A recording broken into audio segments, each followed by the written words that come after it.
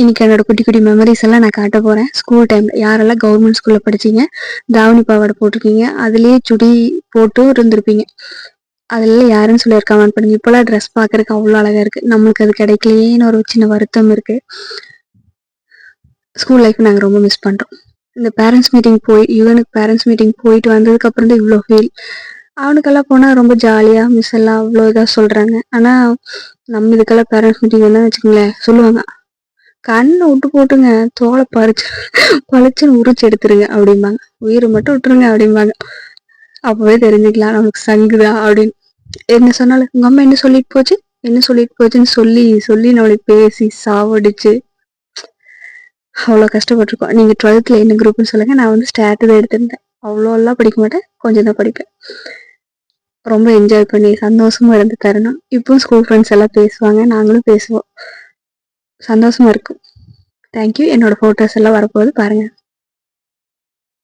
இந்த ஃபோட்டோஸ் எல்லாமே என்னோட குட்டியோண்டு வயசுல எடுத்தது. அப்போல்லாம் முடியே வச்சிருக்க மாட்டாங்க. ஆனால் எனக்கு பூ வச்சுக்கணும்னு ஆசை. ஆனால் எனக்கு இப்போ பூ வைக்க பிடிக்காது. இந்த மாதிரி பூவெல்லாம் வச்சுக்குவேன். அதான் எப்படி சொல்கிறது, இந்த சிம்மாடு குட்டி வச்ச அப்படி நல்லா தான் இருக்கும்.